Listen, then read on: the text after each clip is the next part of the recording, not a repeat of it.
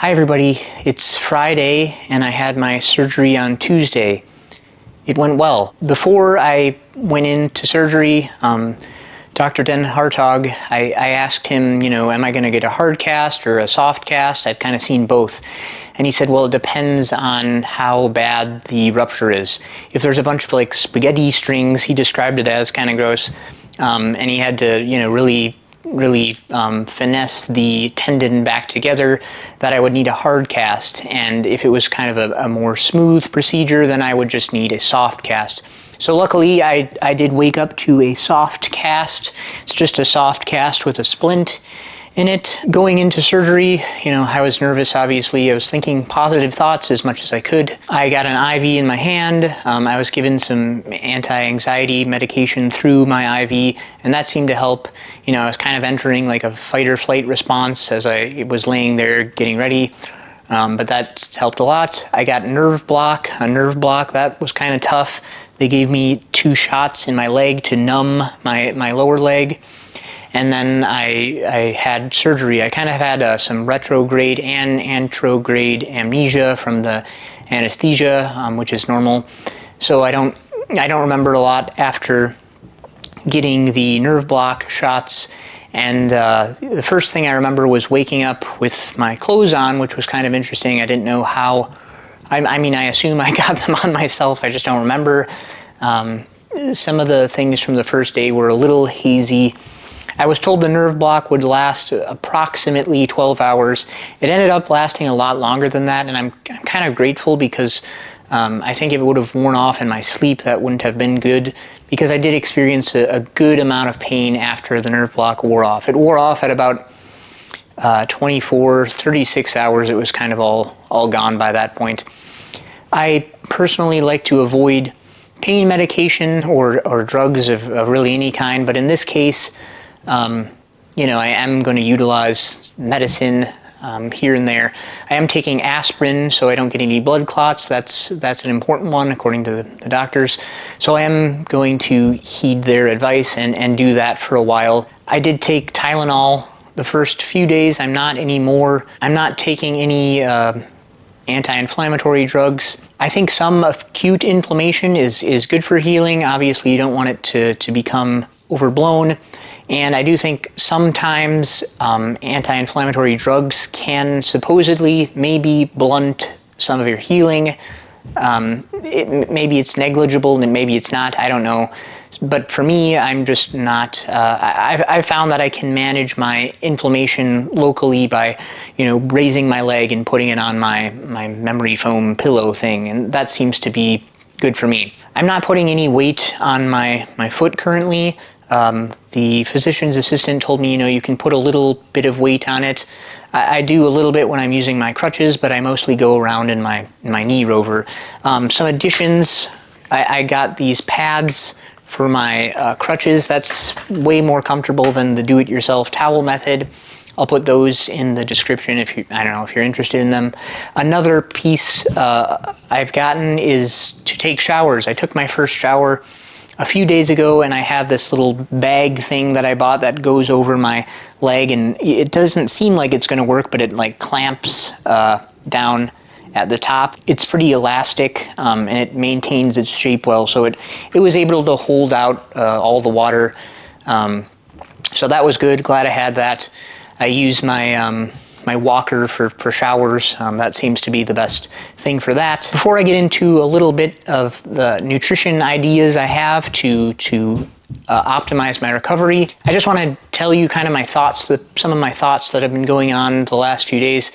I spent a little bit of time, honestly, thinking about what I did wrong, like how did this happen? When I was at the Ninja Gym and injured my Achilles on the warped wall, I went back through that day more than a few times, thinking, okay, did I not warm up enough? Did I not hydrate enough? What have I been doing that could have made this happen? And I'm a biologist by degree. I am a DevOps engineer. I recently got my personal training certification so that I can help others, especially those in tech who are a little more sedentary than they know they should be, get more fit and healthy. So it's safe to say that health and fitness have been a passion for my whole life. After I came back from my back, my herniated discs injury, I just love exploring everything health and fitness, nutrition, sleep, working out, you name it. And so I practice it, I live it.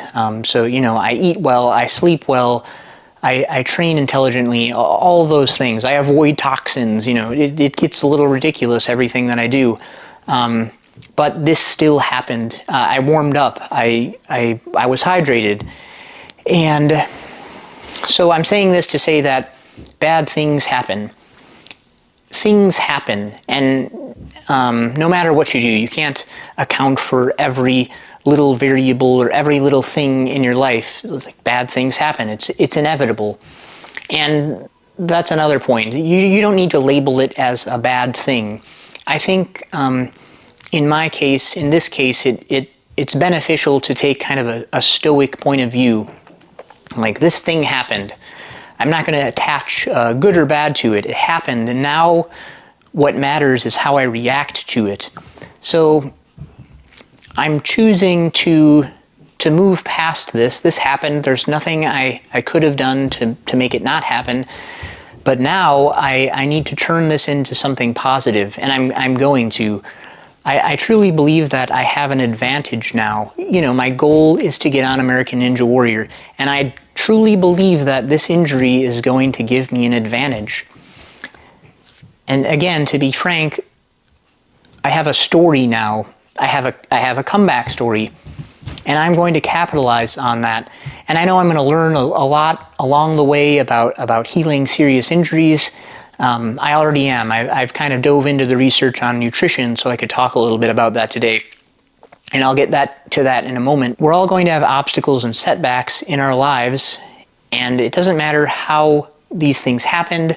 All that matters is how we react to them and how we proceed. And I think turning these obstacles into unfair advantages is the key. I think you need to latch on to what happened to you and try to change the world. I mean, first you start off by changing yourself, and then you teach others what you learned so that it doesn't happen to them, so that they can go out and change the world. Maybe someone will just take one little piece of what you said and have like an aha moment. I'm excited about this. I have this hopefully once in a lifetime opportunity to take advantage of this situation that I've been given. So moving on to just a little bit of nutrition. I think, you know, I'm personally going to be taking in a good amount of protein. Amino acids are the building blocks of our body, and so it makes sense to have adequate protein intake. For me personally, I'm going to be consuming about 1 gram per pound of my body weight each day. And that might be a little excessive, but I just want to make sure I'm getting in enough.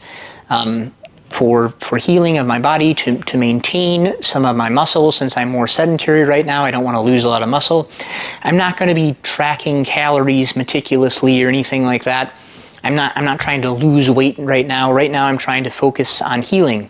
That being said, I am a little more sedentary, so my caloric intake doesn't need to be quite as high, but I'm not going to stress out about you know, getting in a certain amount of calories. I think that is detrimental to healing, the stress of, you know, oh my gosh, I went over or I went under on calories. I think that's an unnecessary stress personally. And again, like, this is just what I'm doing, just my ideas. I'm just letting you know what I'm doing. Ask your doctor about any sort of nutritional advice. This is not nutritional advice. Another thing that I'm doing is just making sure that I'm maximizing my vitamin, mineral, antioxidant intake.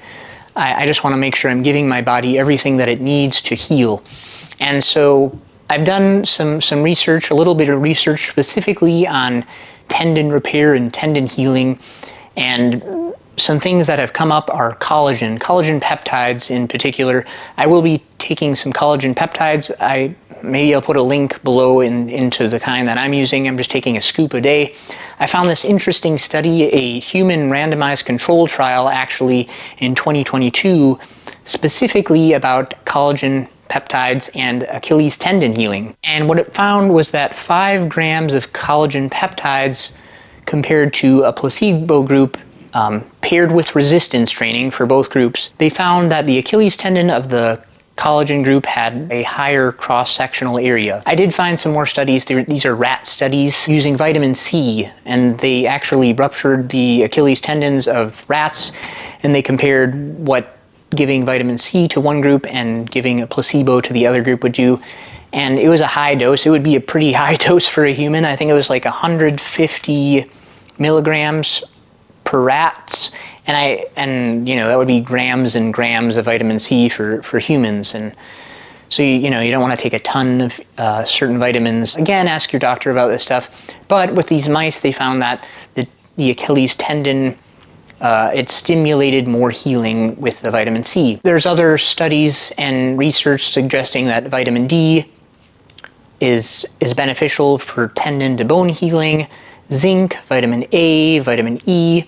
Another interesting one I found was on taurine and Achilles tendons in rats again, and this was found to decrease inflammation. I do take a multivitamin. I'll put that link in the description too.